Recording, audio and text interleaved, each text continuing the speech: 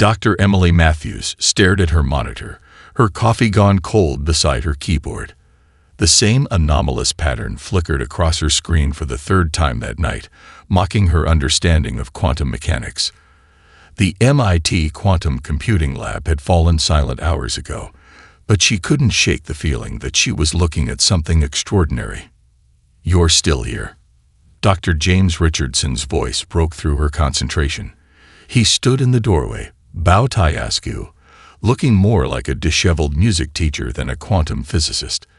"It's almost midnight. James, come look at this."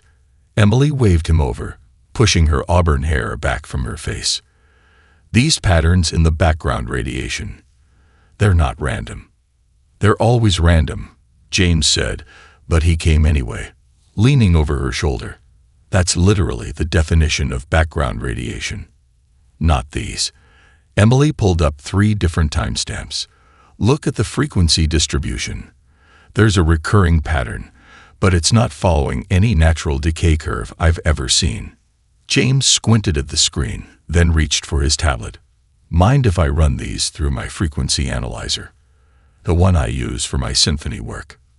Emily raised an eyebrow. Everyone knew about James's odd hobby, conducting a small community orchestra on weekends. Most of the department thought it was a waste of a brilliant mind, but Emily had always admired how he balanced logic and creativity. "Be my guest," she said, sending him the data files. The lab fell silent except for the hum of quantum processors and the soft tapping of James's stylus. Emily watched as he manipulated the data, transforming cold numbers into musical notation. "Holy shit," James whispered. "What?" "This isn't random noise." His hands were shaking as he expanded the display. "This is a melody. A complex one, but it follows musical patterns, harmony, rhythm, counterpoint. It's like someone composed the quantum realm." Emily felt a chill run down her spine. "That's impossible. Unless it's not natural at all." James was already converting the pattern into audio. "Listen." A haunting sequence of tones filled the lab, unlike any music Emily had ever heard. It was mathematical yet organic, complex yet following rules they could almost grasp. "It's been hiding in our networks," Emily said, excitement building in her voice. "All these years, we've been treating it as background noise, but it's actually a transmission," James finished. "An alien transmission encoded in quantum frequencies." Emily's fingers flew across her keyboard, pulling up more historical data. "Look, it's everywhere, in every quantum network, every quantum computer. We've been swimming in alien communications without even knowing it. But why hasn't anyone noticed before? Because we've been looking for mathematical patterns, not musical ones." Emily stood up, pacing as her mind raced. "Think about it. What if advanced civilizations became so focused on pure logic that they lost sight of creative patterns? They'd never think to hide communications in something as primitive as musical structure." James was already reaching for his phone. "We need to call Dr. Harper. The NSA needs to know about this." "Wait." Emily grabbed his wrist. "Before we tell anyone, let's make sure we can crack it. If this really is alien communication, it could be the most important discovery in human history. Or, James prompted. "Or we could be stepping into the middle of something we're not supposed to see." Emily turned back to her screen, determination setting in.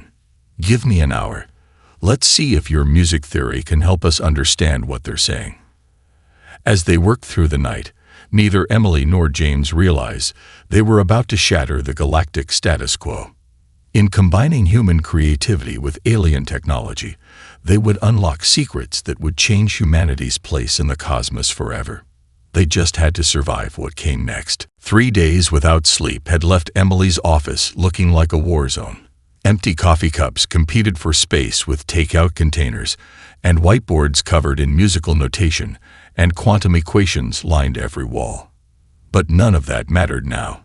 They were close to a breakthrough. "Try shifting the harmonic sequence into a minor key," Emily suggested, watching as James manipulated the alien transmission patterns on his specialized audio interface. "Already tried that," he mumbled, dark circles under his eyes. "Wait, what if?" His hands moved across the interface, and suddenly, the cacophony of sounds became more structured. A knock at the door made them both jump. Dr. Harper stood there, flanked by 2 NSA agents in dark suits. "Please tell me you have something," Harper said. "The Pentagon's breathing down my neck." Before either could respond, a new voice cut through the tension. "You're all doing it wrong." Everyone turned to see a teenager lounging in the doorway, twirling a pair of gaming headphones. Tyler Morrison, the 18-year-old gaming prodigy Emily had insisted on bringing into the project, much to Harper's dismay. "Excuse me." One of the NSA agents stepped forward. "Look," Tyler pushed past them, pulling up a chair to Emily's workstation. "You're treating this like it's some kind of classical music piece, but what if it's more like a video game soundtrack? Dynamic, responsive, changing based on input." James frowned. "What do you mean?" "In games, the music adapts to what the player does. Different actions trigger different layers of sound."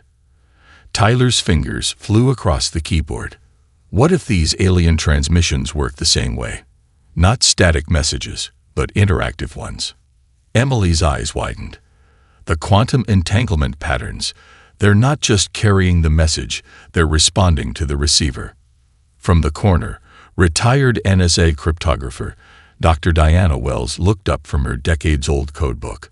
"Like a handshake protocol," she said quietly, "but using music instead of algorithms."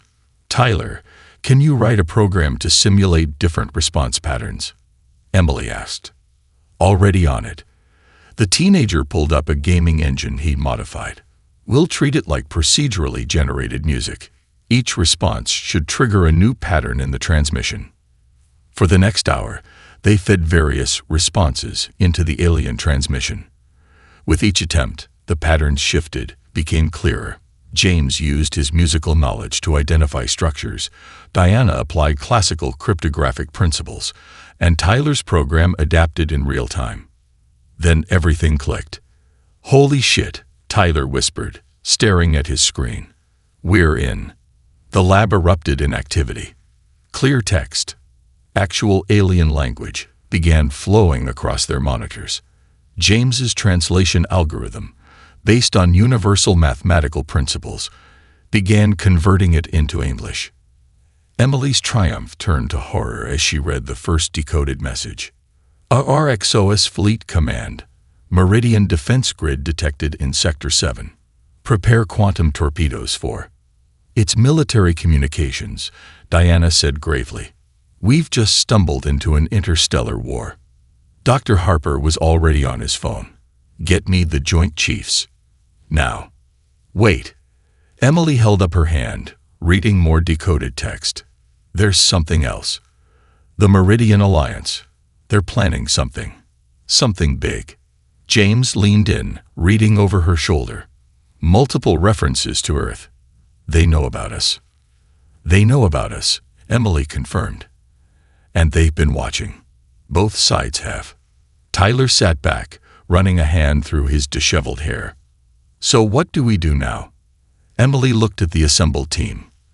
A quantum physicist, a teenage gamer, a retired cryptographer, and a classical musician. The most unlikely group of codebreakers in human history had just done the impossible, and in doing so, they'd painted a giant target on Earth. "Now," she said, straightening her lab coat, "we figure out why 2 advanced alien civilizations are so interested in our little planet. And we do it fast, before they realize their unbreakable code isn't so unbreakable anymore." None of them knew they had less than 24 hours before the first alien ships would appear in Earth's orbit, demanding answers. The United Nations General Assembly had never seen anything like it. Emergency floodlights bathed the chamber in harsh white light as delegates from every nation huddled over tablets displaying the decoded alien transmissions. Above them, on the main screen, a live feed showed the massive ships that had appeared in Earth's orbit just hours ago. Emily stood at the podium, her hand steady despite her racing heart. James sat behind her with Tyler and Diana, all of them looking severely out of place among the world's diplomats. As you can see from the decoded transmissions, Emily continued, her voice echoing through the chamber. Both the Arxos Confederation and the Meridian Alliance have been using Earth's quantum infrastructure to relay military communications for decades. A thunderous boom interrupted her presentation. The main screen flickered, and suddenly a towering figure appeared, roughly humanoid, but with iridescent scaled skin and multiple eye clusters. An Arxos commander. Impossible. The alien's voice resonated through automated translators. Your species lacks the cognitive capacity to decrypt quantum-grade encryptions. You must have had assistance. Before Emily could respond, another screen blazed to life. This one showed a being of pure energy contained within a crystalline structure. A Meridian representative. Perhaps, the Meridian's melodious voice suggested, we should discuss this civilly. The humans have shown remarkable ingenuity. We could offer them protection, guidance. You mean enslavement, Tyler muttered, loud enough for the microphones to pick up. The Arxos commander's eye clusters pulsed red. Surrender your decryption technology immediately. This is not a request. You have one planetary rotation to comply. Emily felt James step up beside her. And if we refuse? He asked. The Meridian representative's energy form rippled. My dear humans, you don't understand. Your planet sits at a crucial quantum communications nexus. We cannot allow such a strategic position to remain independent. Diana Wells stood up, her years of cryptographic experience evident in her stern voice. We understand perfectly. You've been using our planet as your private switchboard, and now you're afraid because we figured out how to listen in. The UN chamber erupted in shouts and arguments. Some delegates demanded immediate surrender to the Arxos. Others favored the Meridian Alliance's seemingly gentler approach. A few called for immediate military action. Emily raised her hand for silence. Both of your species have fundamentally misunderstood humanity, she said, looking directly at both alien representatives. You see our creativity as primitive, our intuition as a weakness. But we broke your unbreakable code by combining art and science, something neither of your civilizations considered possible. The Arxos commander's scales darkened. Then you leave us no choice. Our fleet will do nothing, Tyler interrupted, stepping forward with his laptop. Because while you've been threatening us, I've been running a little program. Want to see what happens when I apply a gaming algorithm to your ship's quantum navigation systems? On cue, 3 Arxos vessels visible from Earth suddenly spun in perfect synchronization, like dancers in a cosmic ballet. The Meridian representative's crystalline structure pulsed with alarm. This is unprecedented. How did? We're not done, Emily announced. Dr. Richardson, would you like to show them what else we've discovered? James typed a few commands, and suddenly both alien transmissions were replaced by a complex musical sequence, their own military commands transformed into a haunting symphony. We can do more than just listen to your communications, Emily declared. We can compose them, transform them, and if necessary, silence them completely. So instead of threats, I suggest we begin discussing a new relationship, one based on mutual respect. The chamber fell silent as both alien representatives flickered and vanished, presumably to consult with their superiors. In their absence, the UN Secretary-General approached the podium. Dr. Matthews, she said gravely, you realize you may have just started a war. Emily looked at her team, the physicist, the gamer, the musician, and the cryptographer, each one representing a different facet of human ingenuity. No, she replied. I think we just prevented one. But what comes next? She glanced at the ship still looming above Earth. That depends on whether they're wise enough to recognize humanity as equals. The real negotiations were about to begin. Deep beneath MIT's quantum computing lab, in a hastily constructed secure bunker, Emily paced between rows of humming servers. Military personnel rushed past her, preparing for possible orbital strikes, while her team worked frantically at their stations. "Look at this," James called out, his bow tie completely undone now. "Every time we analyze their quantum networks, I keep seeing the same pattern. It's like they're playing a perfect symphony." Tyler looked up from his multi-screen gaming setup, now repurposed for quantum analysis. "Too perfect," he muttered. "That's the problem." Emily stopped pacing. "What do you mean?" "In game design, we intentionally add imperfections," Tyler explained, pulling up visual representations of alien communication patterns. "Perfect systems feel artificial, unnatural. Players hate them. So we add tiny flaws, microsecond delays, small inconsistencies. It makes everything feel more real." Diana wheeled her chair over, her old cryptographer's notebook covered in fresh calculations. "The boy's right. Their systems are too structured, too mathematical. There's no room for chaos," Emily finished, a revelation hitting her. "They've engineered out every trace of natural variation. But quantum mechanics itself is built on uncertainty." James's fingers flew across his musical interface. "That's why their encryption seemed unbreakable. They're forcing quantum particles to behave in purely mathematical patterns, suppressing their natural tendency toward chaos.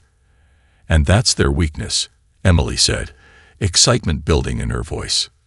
"Their entire communication network is like a tightly wound spring.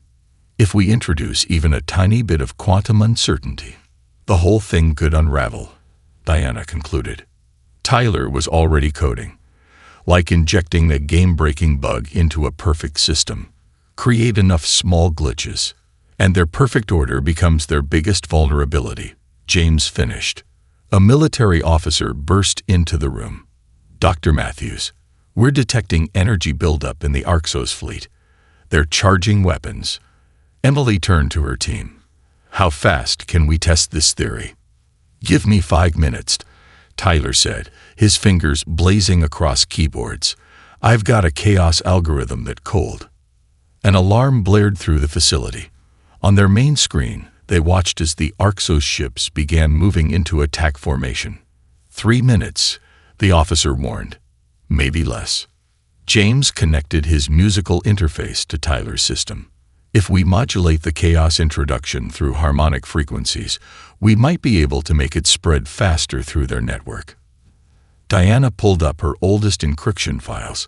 "During the Cold War, we developed protocols for introducing subtle errors into enemy communications. The principle should be the same." Emily felt a strange calm settle over her. Here they were, humanity's last line of defense, about to attempt something that the galaxy's most advanced civilizations would consider impossible. They were going to fight perfect logic with controlled chaos. "Tyler, sync your game engine with James's harmony modulator," she ordered. "Diana, we need those error patterns. I'll handle the quantum calculations." The room erupted into focused activity. Tyler called out completion percentages while James conducted their digital chaos like an orchestra. Diana read out strings of numbers from her Cold War files, which Emily translated into quantum variables. 1 minute, the officer shouted. "Almost there," Tyler said through gritted teeth. 90%, 95. The bunker's lights flickered as the Orcs ships came into firing position. "Done." Tyler hit the enter key with flourish. For a moment, nothing happened. Then, on their monitors, they watched as their carefully crafted quantum chaos cascaded through the alien networks. The perfect patterns began to shift, to breathe, to dance with uncertainty. Above Earth, the Orcs ships suddenly stopped. Their energy weapons powered down. In their perfectly ordered system, even a tiny bit of true quantum uncertainty was causing cascading confusion. "It's working," James whispered, watching through his audio interface as alien communication patterns dissolved into beautiful chaos. Emily allowed herself a small smile. Humanity just introduced the galaxy to the power of imperfection. The secured quantum channel crackled to life. The Orcs' commander's voice came through, but this time with something new in it, something that sounded almost like fear.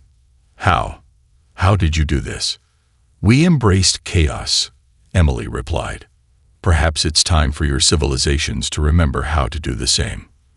The real revolution, they all realized, wouldn't be fought with weapons, but with humanity's unique understanding of the beauty in imperfection. Despite their successful defense against the Arxos fleet, Emily knew the reprieve wouldn't last long. She was right. At 300 hours, alerts blared across every military installation worldwide. Multiple quantum signatures detected. A young lieutenant burst into the bunker. They're not just targeting research centers, they're going after everything. Through the facility's main display, they watched as hundreds of smaller Arxos ships emerged from quantum tunnels, having bypassed their earlier chaos disruption. These weren't the capital ships they'd faced before. These were surgical strike vessels, designed for precision attacks.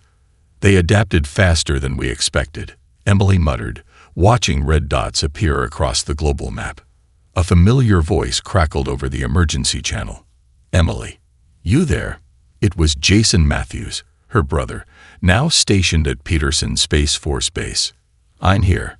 What's the situation? Bad. These ships, they're using some kind of targeted quantum weapon. They're taking out power grids, communications, anything with a digital signature. But sis, I think we found something. Emily put him on speaker. What did you find? Their weapons. Jason's voice was excited despite the chaos. They're quantum-locked to specific frequencies, just like the music patterns you showed me last Christmas. Remember that weird resonance experiment? James's head snapped up from his station. Sound waves, he whispered. Emily, remember how we first cracked their code? Using music theory, she finished.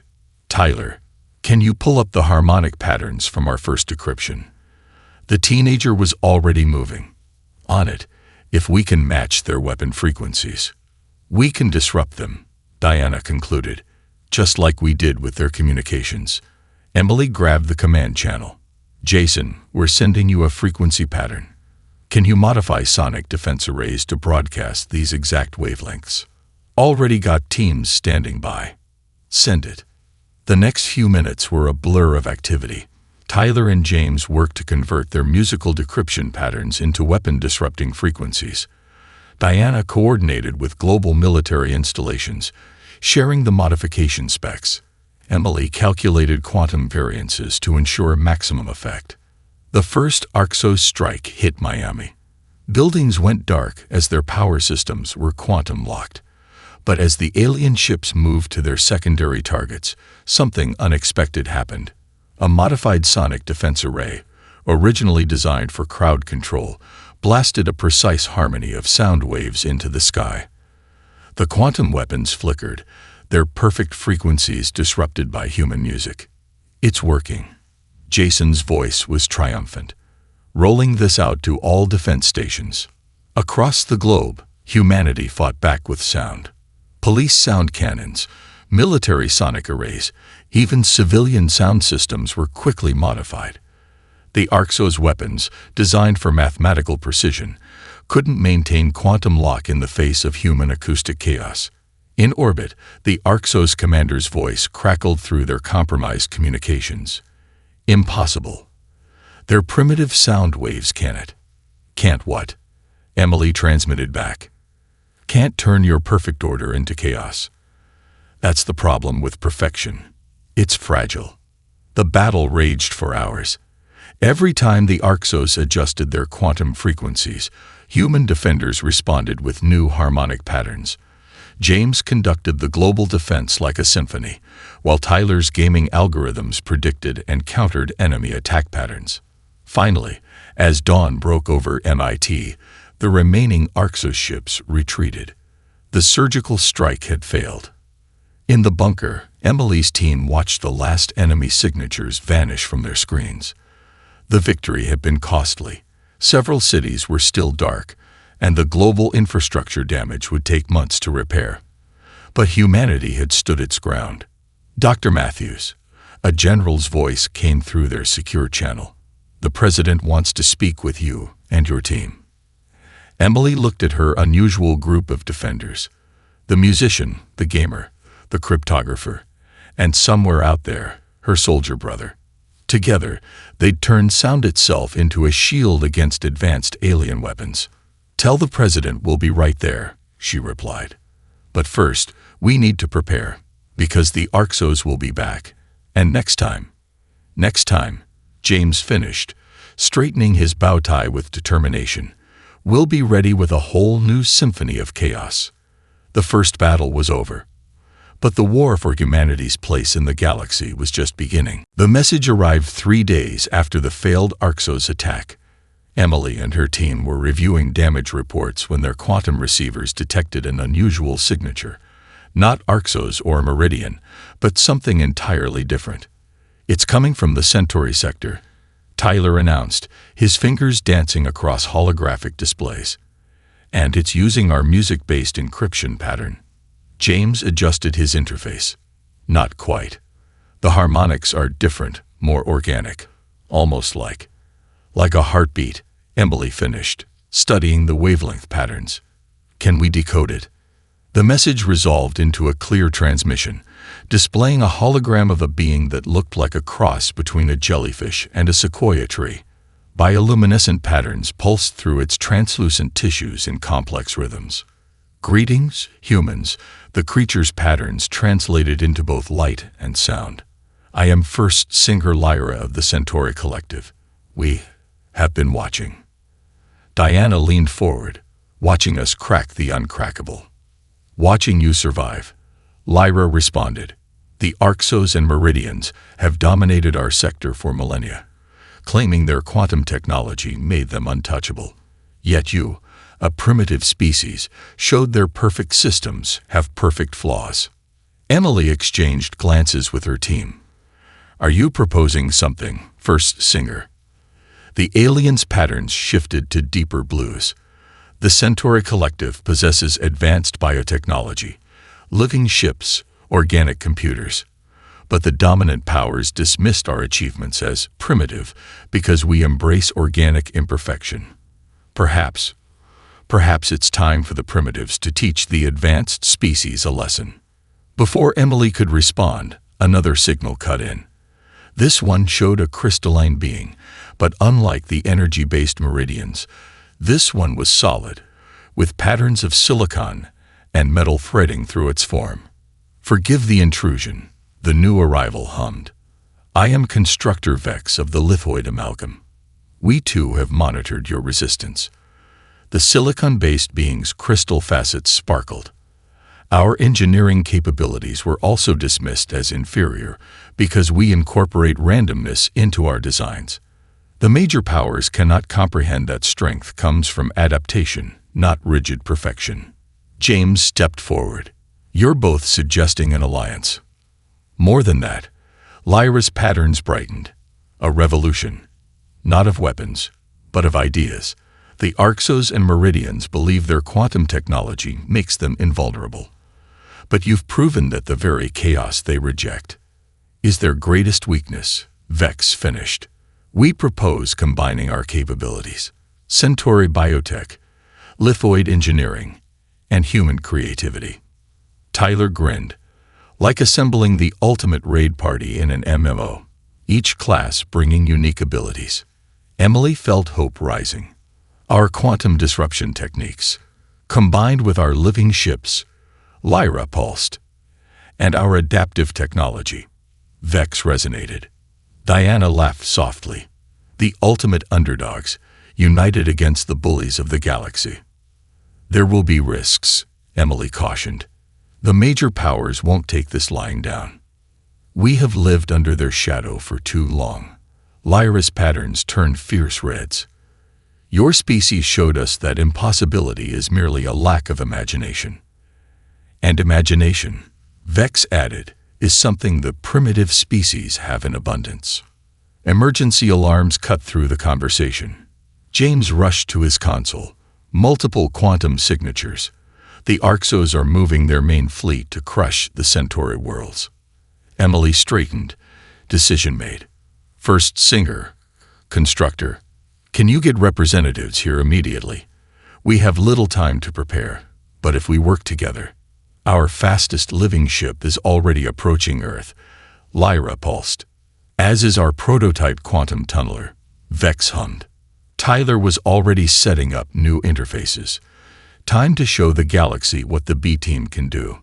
Emily looked at her expanded team. Humans, sentient plants, and living crystals, all dismissed as primitive by the galactic powers.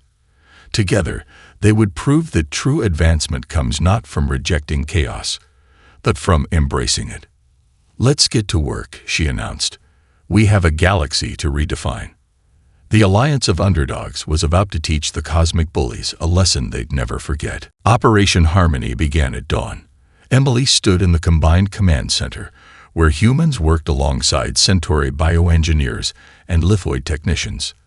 The massive chamber pulsed with bioluminescence from Lyra's living consoles, while crystalline displays projected battle plans through Vex's quantum matrices. "All vessels in position," Jason's voice reported from the lead ship. "Ready to execute on your mark." Emily looked at their assembled fleet, an impossible sight just days ago. Centauri living ships, their organic hulls rippling with neural patterns, flew in formation with crystalline lithoid vessels that seemed to grow and adapt even as they watched. Between them, Earth's conventional ships had been upgraded with hybrid technology, biological quantum computers, and crystalline sonic weapons. "Remember," Emily addressed the combined fleet, "timing is everything. Just like in an orchestra," she nodded to James, "or a perfectly executed raid." She winked at Tyler. "Phase 1 initiating," Diana announced from her station. "Deploying the quantum virus. Now." Tyler's fingers flew across his biocrystal interface, launching the game theory algorithms, treating the entire Arxos fleet like one massive multiplayer boss fight. The virus, a combination of Earth's musical chaos patterns, Centauri neural networks, and lithoid crystal matrices, shot through the quantum networks. But this time, instead of simple disruption, it carried James's masterpiece, a symphony of chaos that didn't just break the enemy systems, but transformed them. "Multiple hits confirmed," Jason reported. "Their capital ships are." "Wait, are they dancing?" On the main display, they watched as the mighty Arxos dreadnoughts began moving in perfect time to Earth music. The virus had converted their rigid quantum patterns into a cosmic ballet. "Phase 2, Emily ordered. First singer." Lyra's patterns pulsed with fierce joy, releasing the bioquantum spores. "Constructor." "Crystalline resonators at full power," Vex confirmed, amplifying the chaos patterns through the quantum substrate. The spores, invisible to conventional sensors, spread through space like dandelion seeds in the wind. Where they touched Arxos ships, they began growing, integrating with the vessel's quantum systems. Meanwhile, lithoid crystals attached to the hulls began broadcasting James's symphony of frequencies that made the very fabric of space-time shiver. "They're trying to adapt," Tyler called out, switching to backup algorithms. Now, the Arxos ships attempted to purge the infection, but every time they established a new pattern, the combined virus mutated. It was organic and crystalline, digital and musical, ordered and chaotic. Everything their rigid systems couldn't comprehend. "Main fleet is offline," Jason reported, moving to target their command hub. Emily watched as their combined fleet approached the massive Arxos command station. "Time for the final." "James." James stepped up to his modified conductor's podium, now integrated with alien tech, initiating Operation Crescendo. The symphony reached its peak. Every ship in their fleet, every spore, every crystal began broadcasting in perfect harmony. But it was a harmony built from chaos, a pattern made of randomness. The Arxos command station's quantum field tried to resist, tried to impose order, and failed spectacularly. "Their entire network is crashing," Diana announced. They're trying to communicate." The Arxos commander's image appeared, but his usual arrogance was gone. "How? What is this power?" Emily stepped forward. This is the power of imperfection, of evolution, of life itself. Your perfect systems never stood a chance against the combined creativity of those you called primitive. The galaxy is changing. Lyra's patterns pulsed. Adapt or be left behind. Vex resonated. Tyler looked up from his console with a grin. Game over. Across the sector, Arxos ships hung dormant, their quantum systems completely transformed by the Alliance's viral symphony. The mightiest fleet in the galaxy, defeated not by superior firepower, but by the very chaos they had sought to eliminate. Emily turned to her expanded team, human, Centauri, and Lithoid working as one. Send word to the Meridian Alliance. They can either join us in embracing a new way forward, or face the music. James finished, straightening his bow tie with satisfaction. The revolution they had started wouldn't end with military victory. It would reshape the very nature of galactic civilization, one quantum note at a time. 1 month after Operation Harmony, the Great Hall of Quantum Resonance on Earth hosted the first-ever Galactic Cooperative Summit. The vast chamber, designed by combining human architecture with Centauri biostructures and lithoid crystals, hummed with the voices of 100 species. Emily stood at the central podium, flanked by first singer Lyra and constructor Vex. Below them sat delegates from every known civilization, including, much to everyone's surprise, representatives from both the Arxos Confederation and the Meridian Alliance. The Old Order, Emily began, her voice carrying through both traditional speakers and quantum resonators, was built on the illusion of perfection. We stand here today to propose something different. A galaxy that embraces both chaos and order, both logic and creativity. James activated the central display, showing a real-time visualization of quantum traffic throughout the sector. Unlike the rigid patterns of before, the new network flowed like a living symphony, adapting and evolving with each transmission.